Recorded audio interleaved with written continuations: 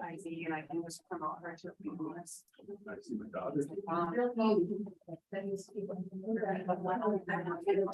That's just. Oh, thank you.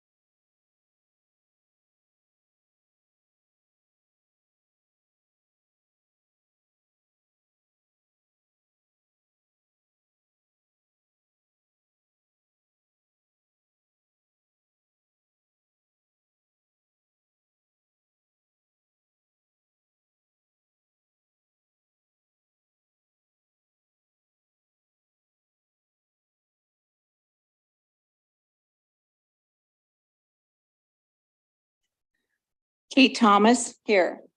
Troy Carr. Here. Deb Baker. Here. Jim Hansen is absent with notice. Clay Colomb. Here. Jamie Clapham. Here. And Michael Berkland. Here.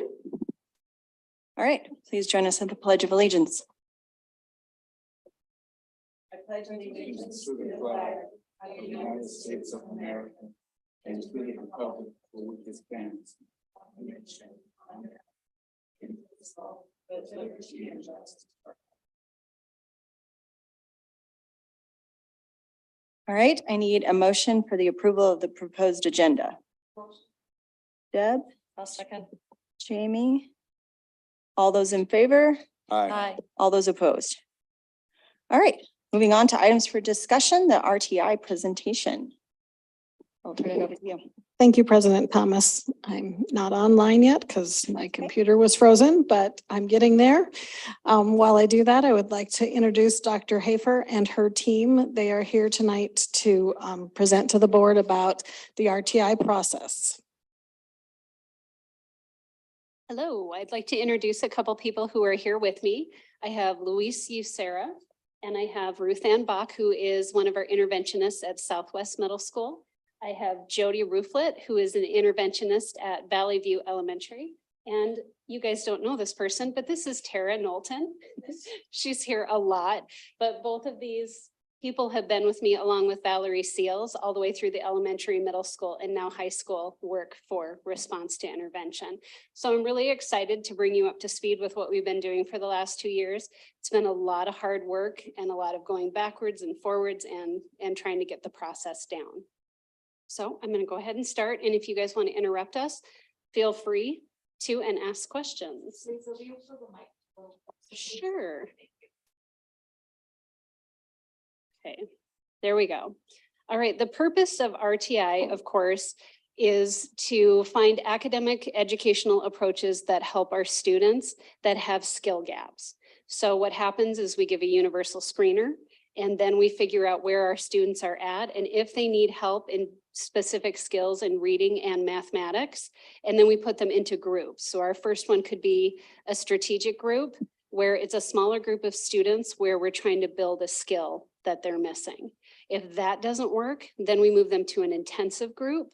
In the intensive group, it's a smaller group and it's more often. And if we're still not building those skills, then we move into special education services.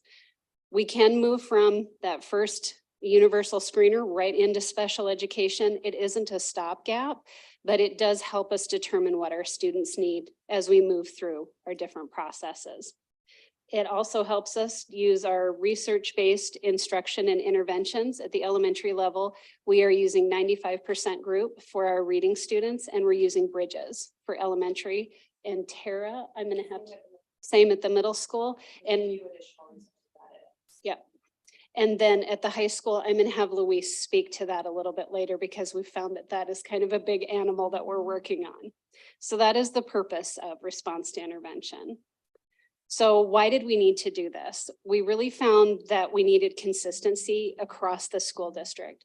As you know, we have a lot of students that move from one school to the next and move back and forth. And what was happening is we'd have a student move from, say, Valley View over to Pinedale, and we weren't doing the same things. So we really found that we needed consistency with our staff members and our students to keep in the same motion, to keep them in that intervention place where they were.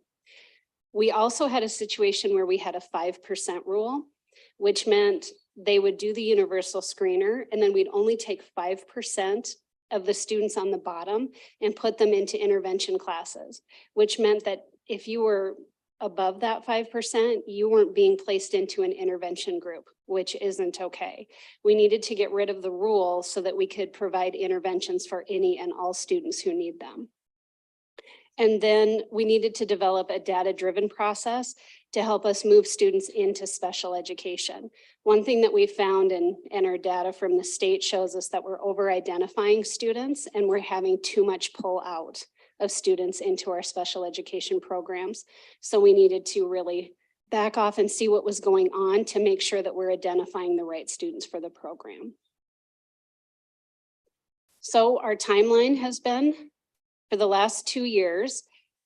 2 years ago, we started at the elementary level. We pulled all the interventionists together from the 15 elementaries. Amanda Bauer and Tara, and Amanda mostly did more of the work with our interventionists at the elementary level for building the process. The first year is kind of one of those years where you go out and you do, and you come back and you revamp it.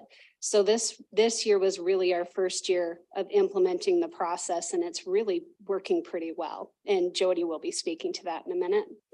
Middle school, this was our first year of implementation, and we pulled back around and we changed some things up in that area. And Tara will speak to that in a few minutes, and also Ruth Ann.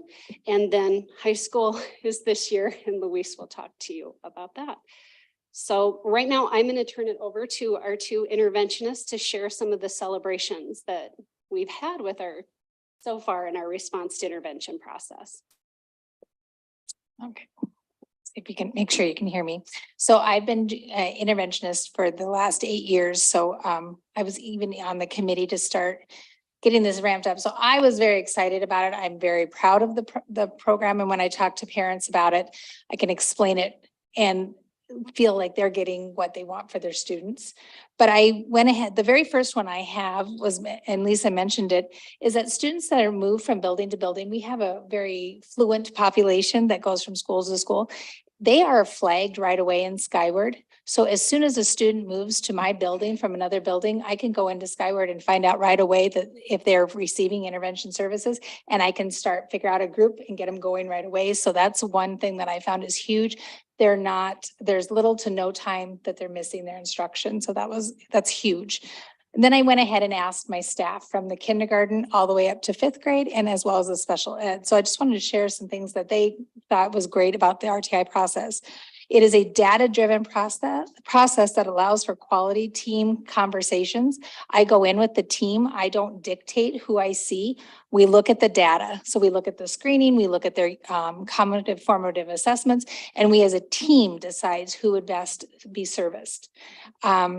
The next thing is that the students with higher needs get more personalized instruction that isn't possible with larger groups. So it's definitely a team effort and not just left on the classroom teacher. And that's that WIN process where we have all students in a what I need group. And it can be as low as we're working on phonemic awareness down in the kindergarten level for a 5th grader, if that's what they need, all the way up to some advanced math and reading, if that's what they need. So that's kind of neat that we're servicing more than just that 5%, and it's not just left on the classroom teacher.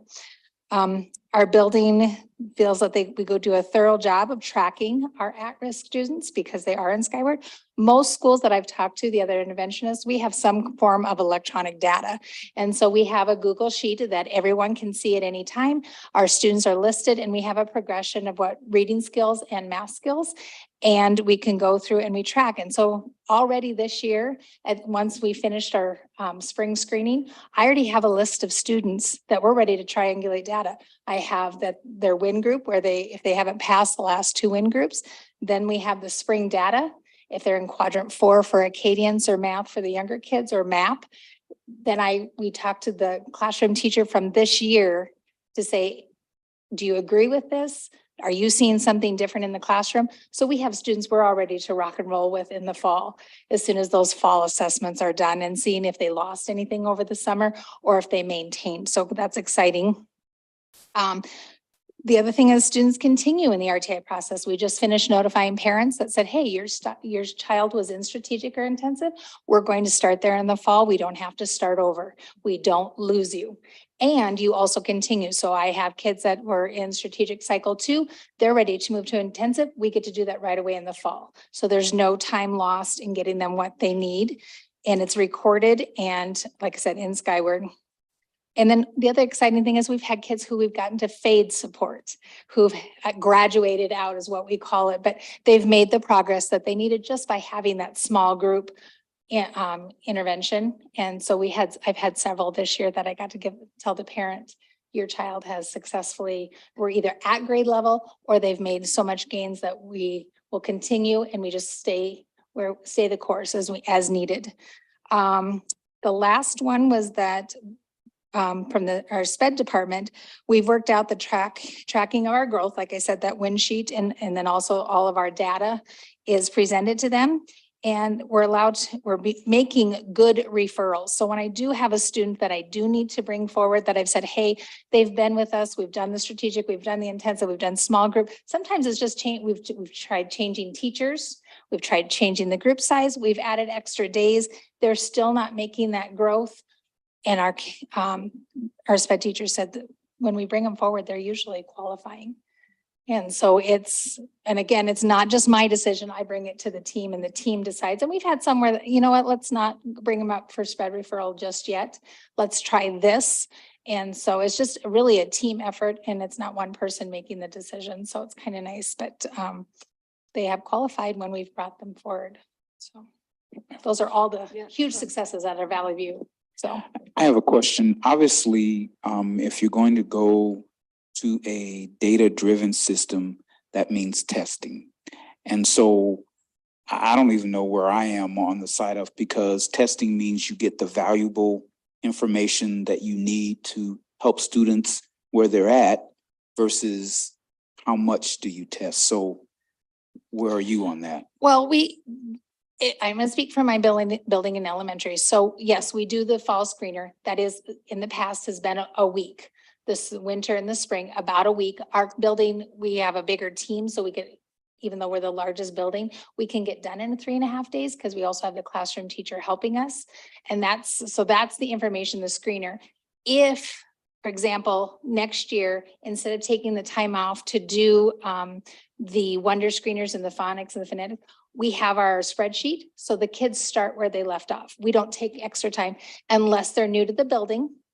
Or we've tested them and we're like, whoa, they were that's not the right group, and we shipped. So the first cycle and win that we do is a really short cycle, about 2 weeks, because we put them where they were last year. If they needed to back up a skill, we know that. If they still have that, we can accelerate. So, and then our win cycles are usually 6 weeks. And at the end of that 6 weeks, then they just do a progress monitoring the classroom. Everybody does their own little group and we reshuffle the data from there. So in our building, it's really only those 3 main ones. And then in a win cycle, and it's a quick, some of them are a whole group, common form of assessments. Some of them are individualized depending on, but we try not to spend because that takes away time from our groups. So try to be very efficient with it. Mrs. Clapham has a question too. Go ahead. So I see that, this is very interesting because I've seen it work from the parent side very recently in first grader. And so I was wondering, do you see like the WIN groups and the strategic groups, are they uniform across schools? Like, so if I go to kindergarten at Blackhawk and kindergarten at General Beetle, are the descriptions of the WIN groups identical, or does it depend on, because I could picture maybe the larger need of these students is this skill at general needle, so does that question make sense? Yeah, that's why I said we do a progression. We kind of, the interventionists have worked on progression. So the 95%, we start the PA skills. So you're very true, very accurate because, and I can speak for my own niece. She was at Pinedale. She was not picked up because her skills were high enough, or backwards, excuse me. She was picked up in Pinedale, moved to Valley View, but her skill was not, however, she was in a group. So it didn't necessarily be strategic, but if the skills, we go kind of like by grade level, if that makes sense. So if a first grader needs PA, it doesn't matter what school they go to, they still need that missing skill. That's what they're missing. So it's the skill, not so much a grade level, but it's a skill that they need. So we focus on what skill. So it could vary from, that skill should not vary from district to district out, but I can see in the past, we've had students who, for example, at Carl Drive looked, oh my goodness, they're really low, come to Valley View. Oh no, you fit right in kind of a thing, just because of the clientele, but because of the skills, we're still addressing the skill. It doesn't matter what school it's at, if that makes sense. And then it looks like Valerie Seals. Go ahead. Thank you. My camera is not detectable right now, so I won't turn my camera on. I just wanted to say when Jody was talking about the sweep week and mentioning the 3.5 to full week of time that takes, that's the amount of time that Jody would spend. That is not anywhere near what the time the students spend. That's an assessment that takes 10 minutes per student. If a classroom teacher was doing it on their own, it would take 300 minutes. In total. So while we say a week, yes, we have teams that are supporting buildings for that week in my department, but it is not shut down for an entire week. I just want to make sure everyone understands that. Thank you. I like that clarification. Thanks. Okay, Thank you.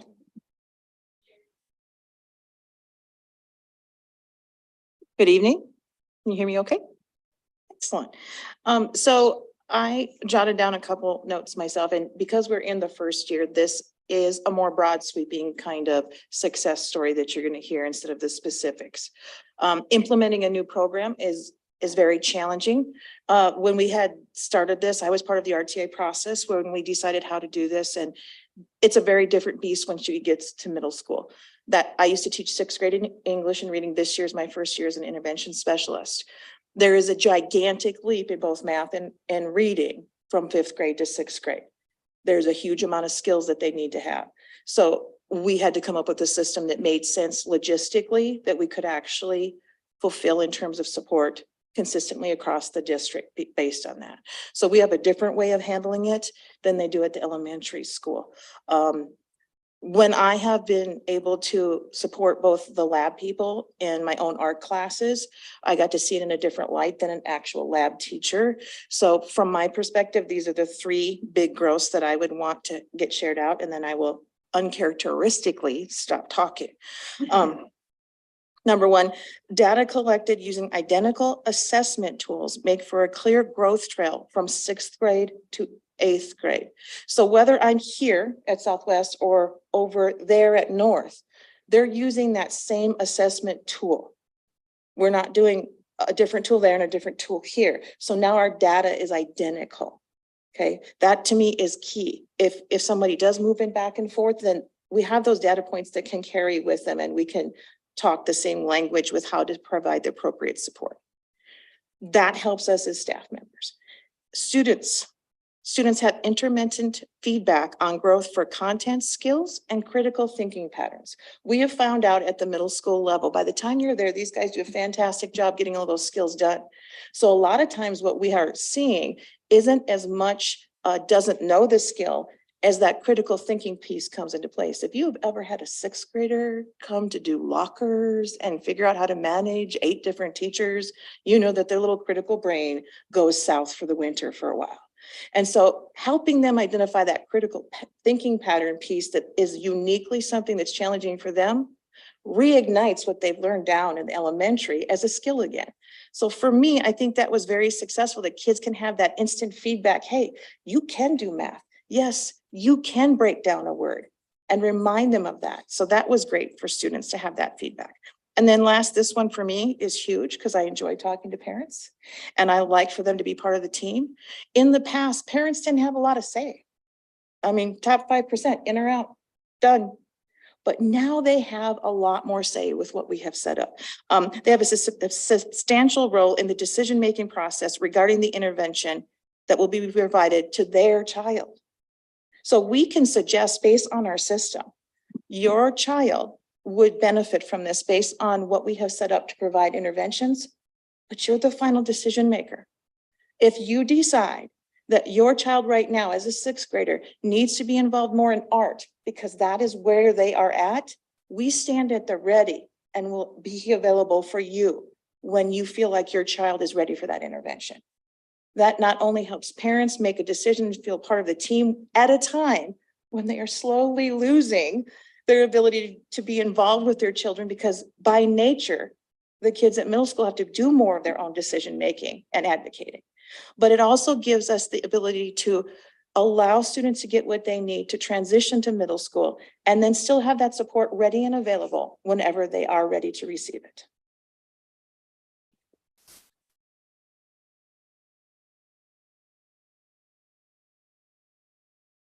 Okay, so our next part is where do we go from here?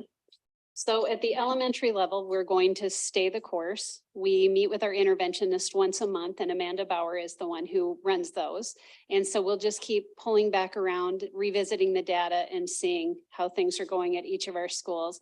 We also want to dig in to make sure that our schools are doing the same things across. So when we have our students going back and forth, so we're going to dig more into that. And Tara, I'm going to have her speak to the middle school.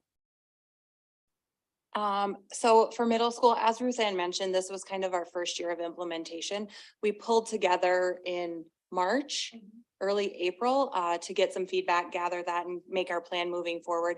One of the pieces that really came from that meeting was that our middle school interventionists needed the time to gather and come together to talk about what they're seeing and what their needs are. And so moving forward into next year, those 5 or 6 people will have that time to come together next school year.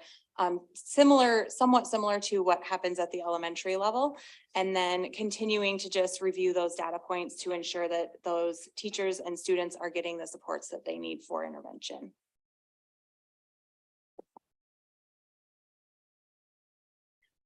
Okay, so high school. The very first question we asked is, what do you do? So we had the 3 high schools together. What do you do to support your students? And this is the exact response, because it was like, well, what do we do? Because high school is about getting credits and graduating. And so sometimes the skill of the student is not the primary thing. You know, we love our content, we love what we do. And so we spent a lot of time getting consistent message about what the RTI process is. So here's the struggles. We're looking at how do we support a student in 9th grade, 10th, 11th, and 12th, where those, you know, the 11 and 12-year-olds are looking towards graduation. How do we help them get their credits and be successful in classes? Yet how do we engage them and develop their skills so they can be self-reliant, self-determined human beings when they leave the school? And so that's been the big process, is what do we do in this process? So we can't just take kids out of classes because we take them away from credits. We can't put them in groupings like you can in the lowers because it's a credit. So we have to look at it a little differently. And so we've been wrestling with this idea. If you get a student that has some background knowledge and they can get into the lesson and they can do a little bit of that productive struggle in the classroom, but they can't get that aha learning, what is the support we're going to give to those kids? And that's like a tier 1 kind of support. Do we target mandatory tutoring? Do we have them after school? Do we, you know, meet them at lunches and just help them and support them? What do we do if they can't get that aha? But then we have different groups of kids. What about those students that come in with good knowledge and then they get through the lesson, but they can't wrestle with it. They can't get to that productive struggle because there's something just not clicking. That's a whole different bit of support that we have to give them. And what does that look like? And this is what we're trying to wrestle with in our RTI process of developing what our process is. And then you got the third student that comes into your classroom. They come in, maybe their background knowledge isn't there. They can't even access the content in the lesson. How do we support them? So the high school RTI committee has been really digging in that. And we're also looking at how do we identify and monitor it, because we don't have progress monitoring. This is a brand new process for high school. What do we do with those students at 10th grade and 11th grade? You know, we can't start over. How do we help their skills? What are those questions? What would we like to have happen? And so they're looking at that. So the first thing we did was first start agreeing that we have lacks and holes and we're going to fix this. We're going to figure it out. Two, how do I identify? So they created watch lists. And so they would give us, well, we want to look at how many Fs the student has. And that would be a good indicator as to they need support. How many days they have unexcused absence or excused absence, how many behavior reports they have, you know, they started doing this. Well, the first thing is, okay, what if they have 1F? Well, now all of a sudden you have 930 kids on a list. How do you support 930 kids? You know, and so some of that is, how do we support the tier 1 teacher? How do we support the teacher and the content to support those students? And then when the student needs more directive, how do we support that? So what we've been developing this whole year was finding out we have a lot to learn and we have a lot to do. And what we're really working on is how do those watch lists work? How do we create our student success teams, you know, with the counselors and the intervention and the assistant principals or the admin and teachers in this? How do these teachers support the process? How do we identify and keep monitoring the progress of these students? And those are the things we're developing now. It's been good because we're now going to have what's going on at Central is going to happen at Stevens. It's going to happen at Rapid City High School. And so it's the same supports are going to be there and really helping kids graduate, but not pushing them out graduating, helping them graduate and helping develop their skills. And the committee's been very, very meticulous about working on that. So this is what we've been doing this first year.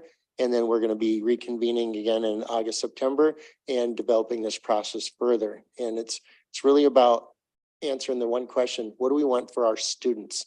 Not what do we want for our adults? What do we want for our students so our students can be successful? Go ahead. I enjoyed what you, the last couple of statements that you said. So you're developing the program's not up and running yet. Is this something, I'm asking a question I think I know the answer to, but so would this be a process that will aid with the district's graduation rate? Well, we completely hope that what we're doing is catching those students Sure. that are struggling Yeah. so they can be successful. Okay, all right. So I said that way because obviously we're getting comments from the community about what are you doing about graduation rate. So this may be something that I can say that we're working on in the high school level to target not target students, but identify students and help them with their need to help them with graduation with the result, the hopeful result of increasing graduation rates. Correct. We have a couple classes, 9R and 10R, which we are considering tier 2 support. And teachers this summer from Stevens and Central and Rapid City High School are going to get together to look at a pacing guide that slows it down and starts really looking at those skill gaps. So then our students in the following years can go into the regular English classes. So we're going to start there. We're also going to look at the Bridges class that's being taught right now at 9th grade and trying to figure out how to slow that down and put some gap area or the skill gaps and look at that there instead of teaching it the same as we're teaching Algebra 1.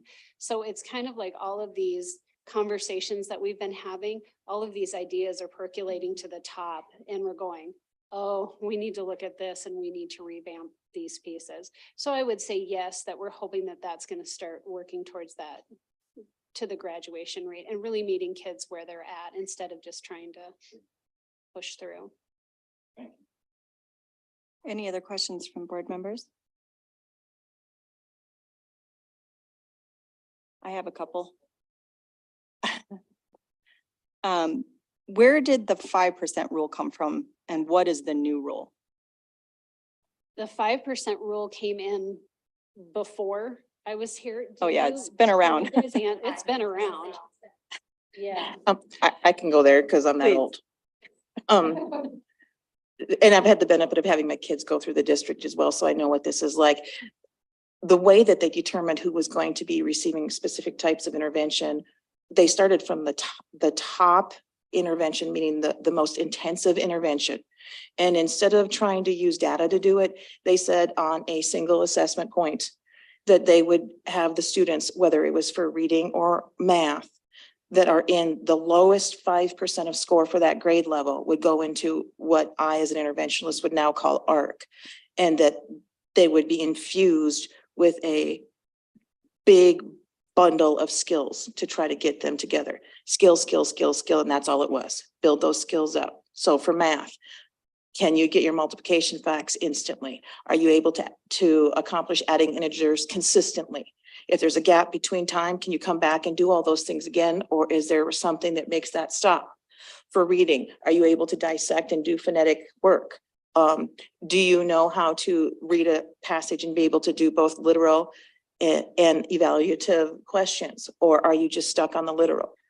That's the kind of stuff you did at the ARC level with the lowest 5% people on when we had SRI and SMI. When you got to lab, then that was the next percentage of people that scored the next amount of lowest. And it was a numbers game. So it was 12-1. So you had smaller groupings and then less intensity. Then you could broaden that out a little bit and not have to be as concerned. You're filling in smaller gaps of skill. This is huge gaps of skill.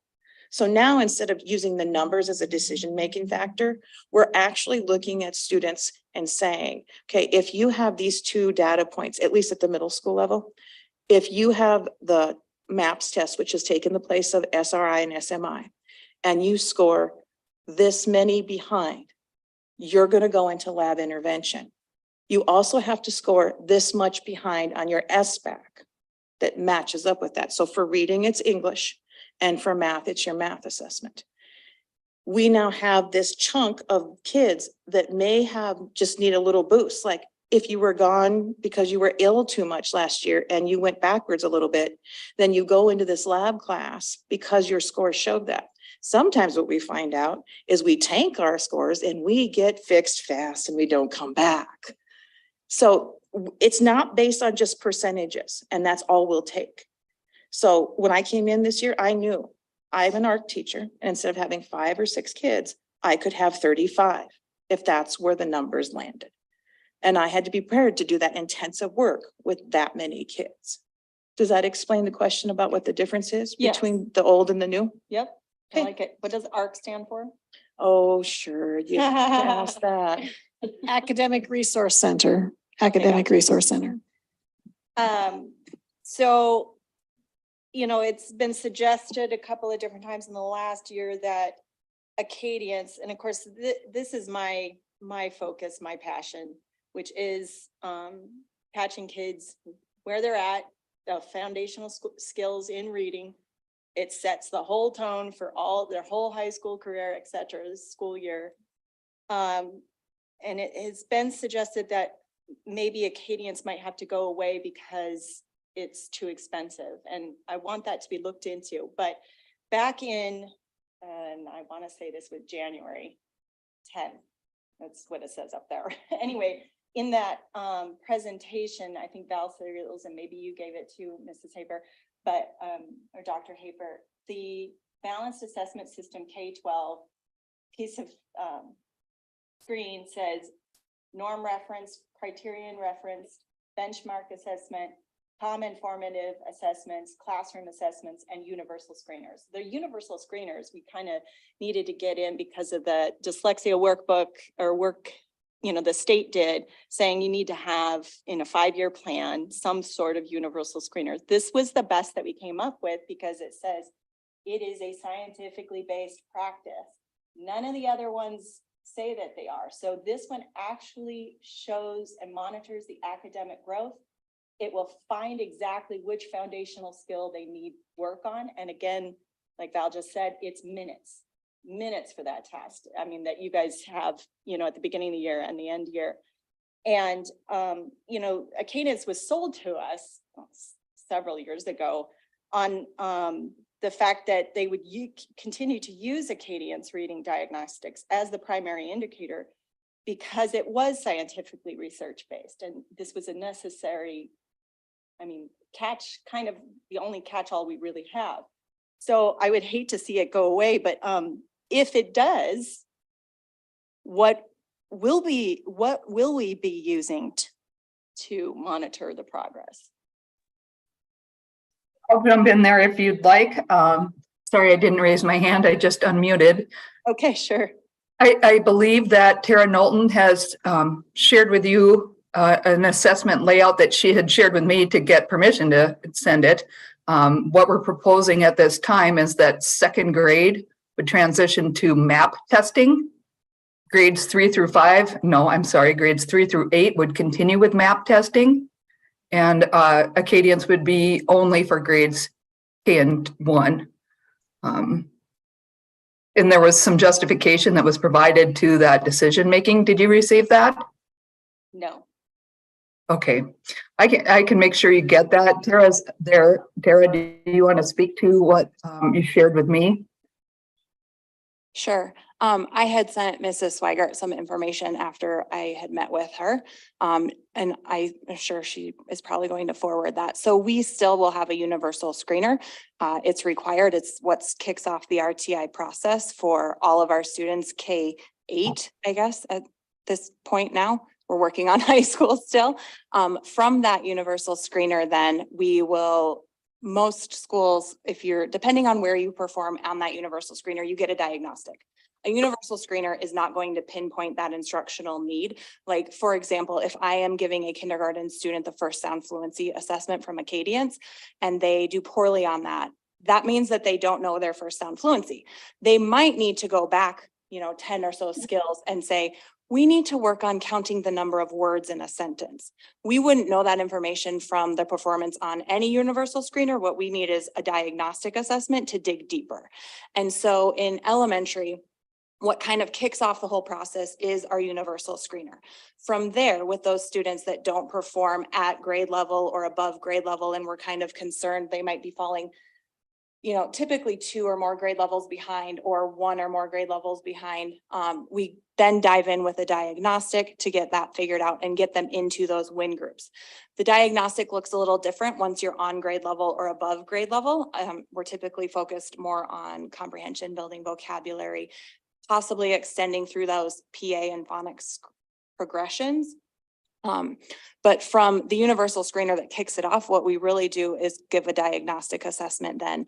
And then once you're in a win group, if you are behind in your skills, the lack of growth in a win group is what would move you then through the RTI process. If you are continuing to show growth, you are moving through these progressions, you are getting closer to your peers who are on grade level, you just keep going through those cycles of win groups. And then if you are not making progress, you might be moved from a strategic win group into an intensive win group, which is then where we might change the teacher, or we increase the number of sessions, or we decrease the group smaller.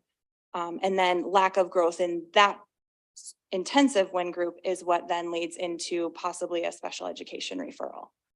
So what is the universal screener you would go to that you're looking at? NWEA MAP growth is what is currently used 3-8. The proposal was to move that down into second grade and to keep Acadience reading and math at the K1 level. And what does that stand for, NWEA?